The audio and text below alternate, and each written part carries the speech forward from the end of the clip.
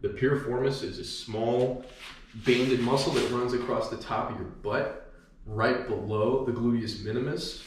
And the piriformis is basically the same way that the bicep and the tricep operate in tandem. The piriformis and the pectineus operate like that inside of your groin. And the thesis of it is about building a relationship with those two small muscles, can help with basing and grappling, as well as trapping arms from side control, preventing opponents from mounting you, triangles, and some of the knee stuff also comes into play with grappling. So if you enjoyed this video, please share it, and other than that, enjoy. What's up, everybody? The first stretch of our video I'm sure most people have seen before. This is just an easy stretch that targets your hip flexors. What I'm doing here is I'm driving some of the weight into my hands to alleviate all of my body weight driving into my hip, and I'm just kind of driving my hip flexor open. This is a muscle group that gets overworked grappling with bridging, and you can really get a lot of relief with this stretch. This is something I do that eases into the next progressions we're going to look at. This next movement is not a traditional yoga pose, but rather a building block for what we're going to look at in the next slide. What I'm doing here is I'm essentially triangling my leg on the outside of the opposite knee, and then I'm pushing with the opposite hand and driving into my LCL to start to build some of the mobility we're going to need for the later movements. This is definitely a beginner progression, so if you're not very flexible, this is a great place to start, and we'll start to open up your hips and knees. All of this stuff, there's no injury risk associated with it. You should not be forcing yourself into positions your body doesn't want to go into. Just go slow. Pigeon pose is a very helpful movement for opening up the piriformis and the gluteus minimus. For someone starting out, you would probably begin with your leg at more of a 45-degree angle, and then for more sensation, you would work up towards 90 degrees like I have my leg here. I am definitely not naturally flexible, and this is just something that I have worked up towards. I think anyone can attain this goal. This isn't like achieving a full split where some people are just incapable of it, like myself. I really think anyone can open up their hips to this degree. You got to be patient, and it takes time. The seated V is another movement that most people have seen before. I included in the video to show that there are several different variations on it that you can do. Here, I'm tucking my elbow underneath the navel to isolate individual hamstrings, and you can really get a good hamstring stretch with this. Another thing you're seeing me do throughout this video is articulating the muscles in my neck and traps while I'm stretching.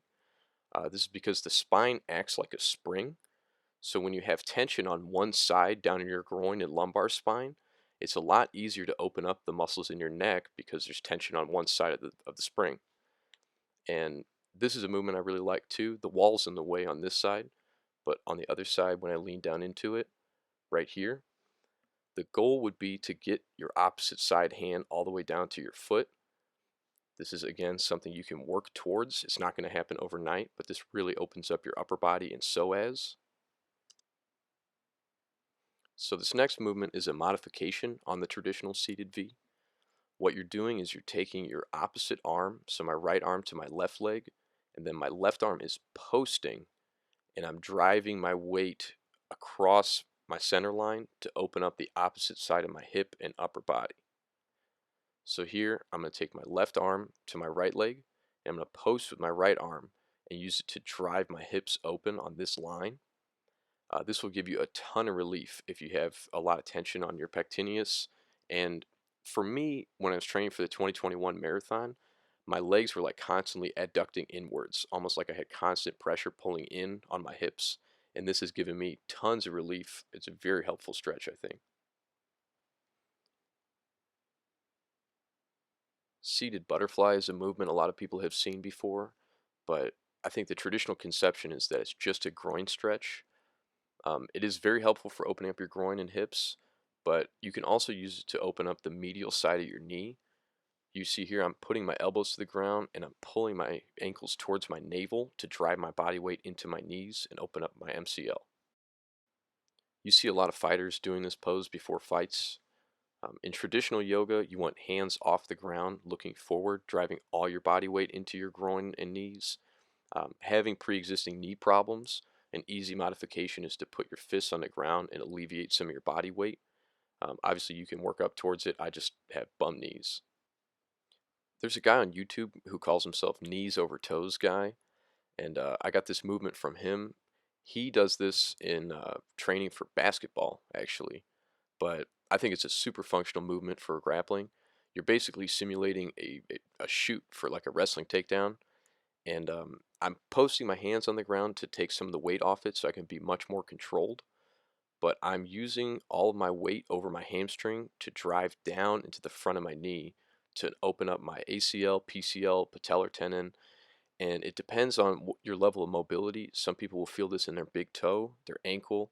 Uh, as you work up towards it, I get a ton of relief on the front of my knee, and I do this before every class. I don't really have the same level of knee tightness I used to.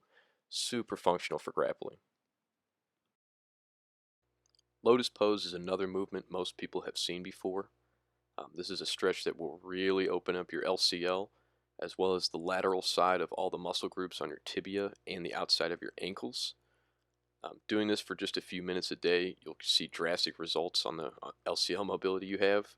The LCL is a ligament that really gets a lot of use and overuse in jiu-jitsu, specifically for like throwing in matrix hooks, coming to K guard, stuff like that.